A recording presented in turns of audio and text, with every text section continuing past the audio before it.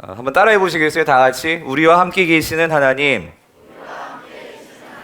예, 오늘 이 제목으로 하나님 말씀 우리 함께 나누고자 합니다. 오늘 제가 이 설교 내용은 리디머 장로교회라고 우리 팀 켈러 목사님, 지금 은퇴하셨는데 그 목사님이 쓰신 책이 있어요. 이 시대가 잃어버린 이름 예수라는 책을 제가 읽고 거기서 은혜 받았던 내용들을 중심으로 해가지고 같이 좀 말씀을 나누려고 합니다. 오늘 우리 유소년부 친구들이 이렇게 성극으로 연극을 했습니다. 아마 우리 여기 앉아 계신 우리 장년들 중에도 예전에 유소년부 시절을 보내신 분들은 이런 성극 한 번쯤 해보지 않으셨어요?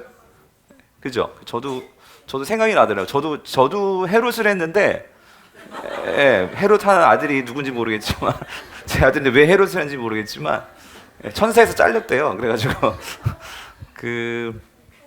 저도 헤롯이 갑자기 생각나더라고요. 근데, 여러분, 오늘 이 예수 그리스도가, 아기 예수가 오심이 크리스마스인데, 도대체 우리 성도들에게는 이 예수, 아기 예수가 나심이 도대체 어떤 의미일까? 세상 사람들도 크리스마스를 좋아하죠. 선물을 받고 또 여러 가지 또 파티를 하고 또 여러 가지 행사들을 하고 하니까 좋아하는데 한번 물어봅시다. 우리 유소년부 친구들은 크리스마스가 좋아요? 왜요? 왜 좋아요?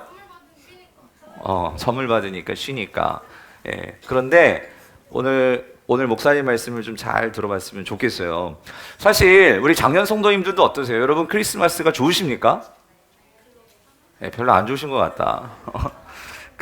여러분 성도는 이 성탄을 대수롭게 여기면 안 되겠죠.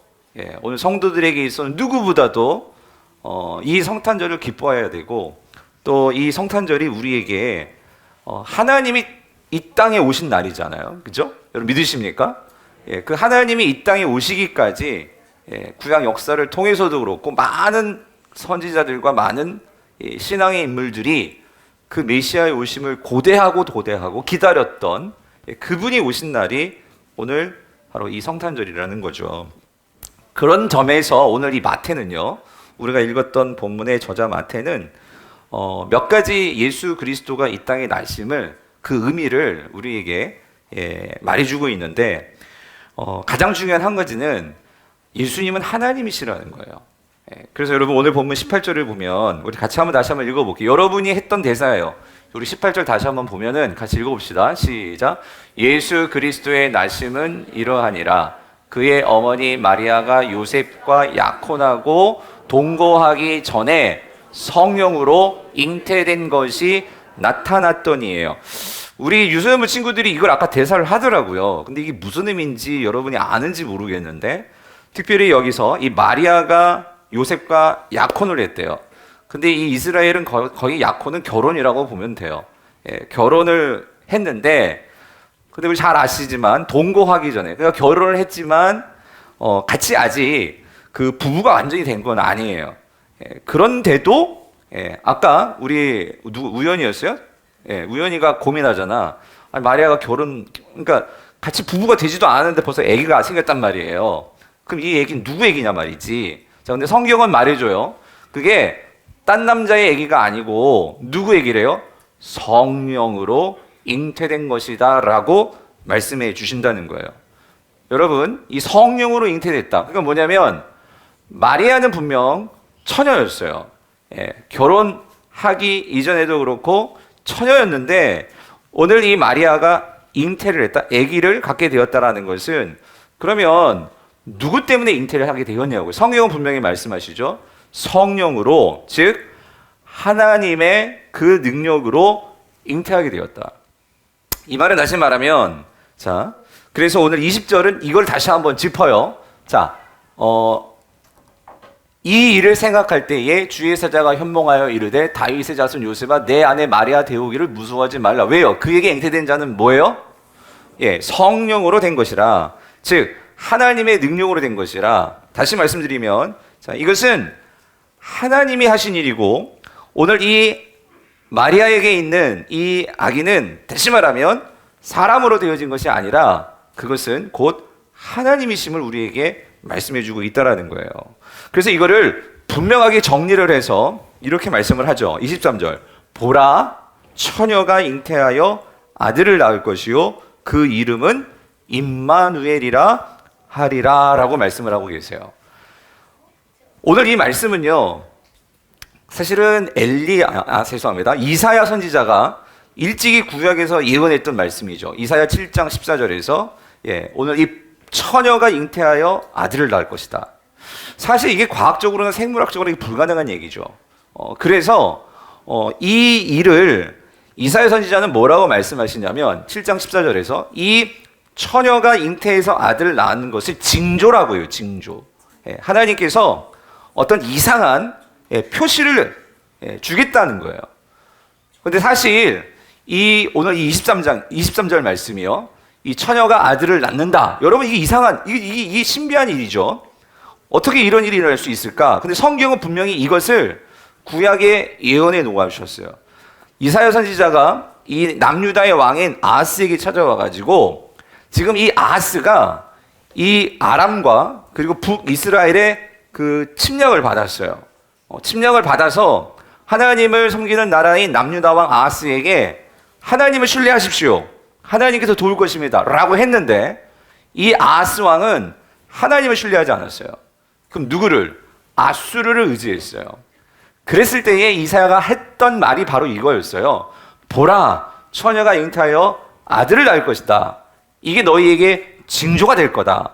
그래서 아하스 왕에게는 사실 오늘 이 천사가 인용하는 마태복음 1장 23절 말씀이 어떤 경고의 말씀이었어요.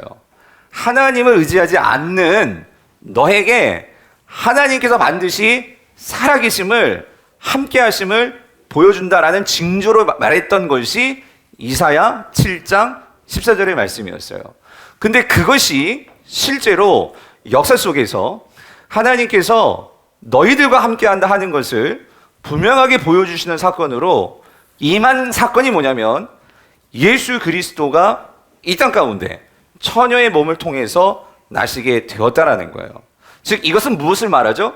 그래서 23절 다시 한번 보여주세요. 23절 뒷부분을 보니까 분명히 이 23절이 1장 23절이 무엇을 의미하는지를 우리에게 말씀해 주시죠.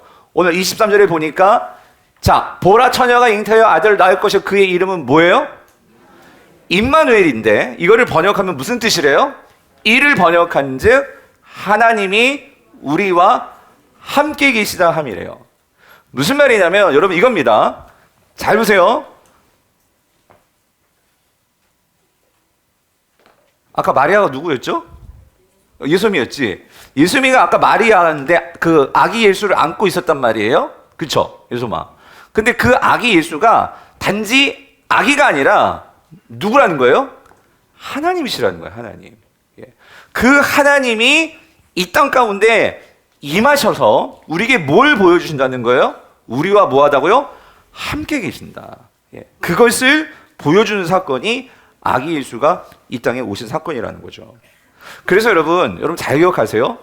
크리스마스는요, 우리에게 성도들에게 어떤 의미냐면 여러분들에게 우리 유소년부 친구들의 선물도 받고 하는 날이겠지만 여러분 예수 그리스도가 이 땅에 오셔서 인간의 몸으로 오셔서 하나님으로 오셔서 우리에게 처음으로 보여주는 이 의미는 뭐냐면요, 여러분 이렇습니다. 예수 그리스도가 이 땅에 오셔서 아기시지만 하나님으로 오신 거예요. 근데 그분이 이제 이 땅을 살아가시면서 성장하시고 성인이 되시고 무리를 걸어가시고 오병이어를 행하시고 또 병자들을 고치시고 놀라운 기적들을 하세요. 그러면 여러분 이 분이 성령으로 인해서 잉태되어진 아기지만 이분이 하나님이란 말이에요. 그렇다면 이 하나님이신 분이 그런 기적들을 행하는 게 가능할까요? 불가능할까요? 가능하겠죠. 이분이 정말 하나님이시라면 그 날 때부터 그 동정녀, 처녀인 몸에서 나온 이분이 하나님이 우리와 함께 하심을 보여주시기 위해서 그분이 오신 분이라면 그 예수님이 하신 기적과 하신 일은 당연히 이것은 하나님이 하신 일이시기에 가능하다는 거죠. 그러므로 여러분 성탄절의 이 의미를 깨달으면 여러분 분명 예수 그리스도가 오심을 세상 사람들도 믿든 안 믿든 성탄절로 보내요. 근데 성도는 그 예수 그리스도가 하나님이시기에 그분이 저와 여러분들과 함께 하신다는 것을 확증하시기 위해서 오신 날이 성탄절이기에 우리는 이거를 믿는다면 여러분 어떻게 될까요? 성도에게는 소망의 날이라는 거죠. 성도에게는 기쁨의 날이고요. 성도에게는 이것을 믿는다면 우리의 삶을 근본적으로 바꿀 수 있는, 시작될 수 있는 그 날이라는 거예요. 왜? 하나님이 여러분과 함께 하심을 보여주시니까. 아멘이십니까? 그래서 여러분, 성탄절은 성도들에게는 소망입니다. 무슨 소망이냐면 여러분 잘 기억하셔야 돼요. 하나님이신 분이 인간의 몸을 입고 이 땅에 오심을 보여주셨다면, 여러분, 그러면 그 하나님이 이 땅에 오셨으니까 다시 이걸 뒤집으면은 우리에게 뭘 말해주는 걸까요? 이 땅만 존재하는 것이 아니라 뭐가 존재할까요? 하나님의 나라가 분명히 있다는 거예요. 아멘이십니까? 우리 성도들에게 이 땅에서의 삶만이 아니고 그분이 인간의 몸을 입고 오셨단 말이에요. 그렇다면 그 분이 원래 계셨던 곳이 있겠죠. 그곳으로 우리를 인도해 가실 거란 말이죠.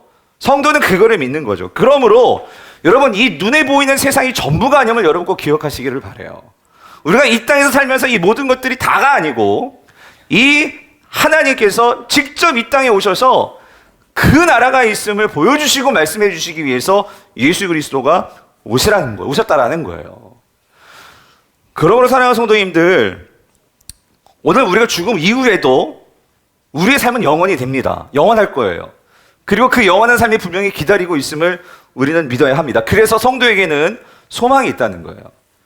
이것이 끝이 다 아니니까. 그리고 또 한 가지 중요한 게 있어요. 그 아기 예수가 이 땅에 오셔서 그 약한 모습으로 오셨어요. 그리고 그 예수 그리스도는 하나님이신데도 모든 시련과 고통과 고난을 다 담당하셨어요. 이거는 우리에게 어떤 의미가 있을까요?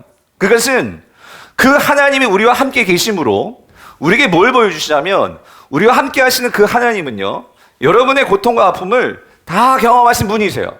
그러므로 저와 여러분들에게 공감을 주실 수 있는 분이시라는 거예요.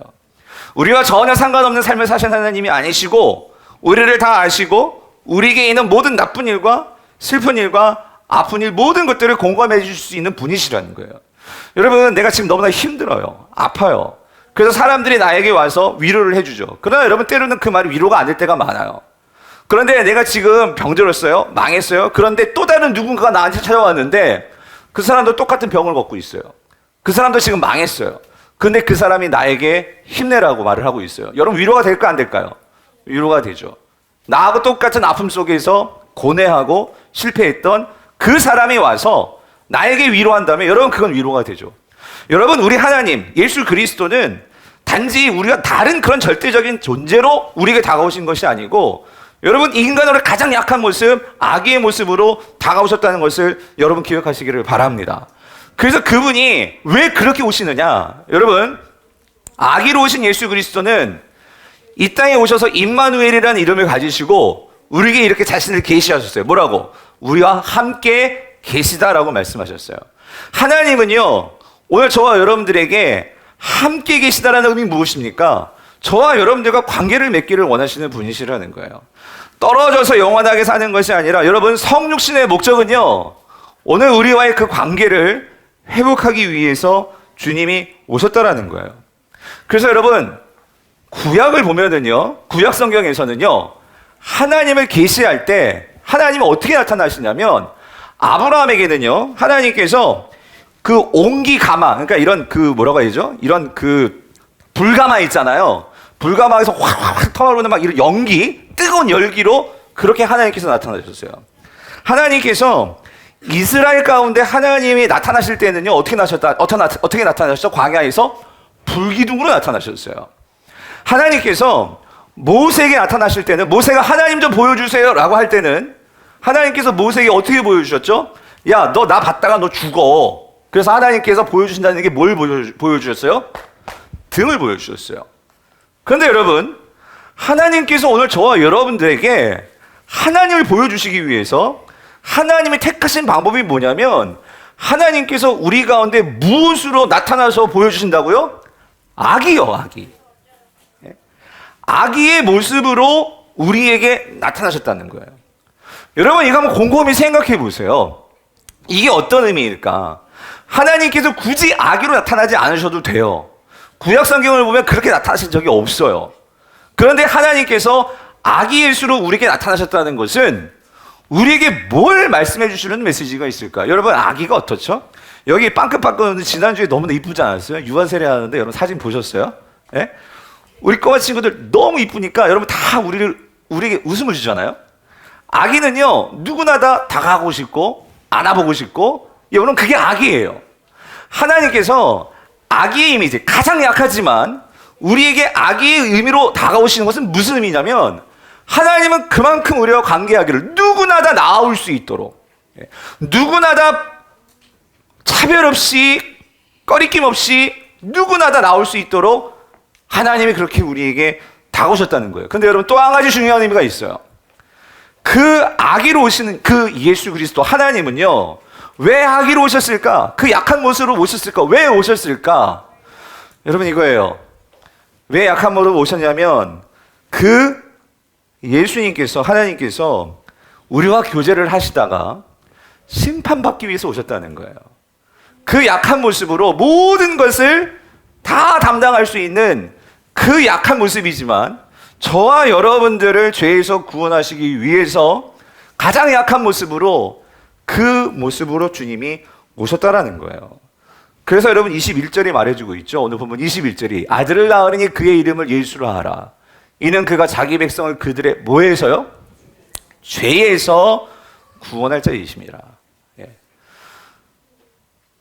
참 우리가 주변에 보면 여러분 참 안타까운, 여러분 그거 보셨어요? 그 생후 5개월짜리 애를 유기해가지고 엄마 21살, 아버지가 21살, 엄마는 18살, 애는 방에서 그렇게 죽어가고 있는데 가서 술 먹고 있고 이상한 거 보고 있고. 여러분, 아기는 저항할 힘이 없어요.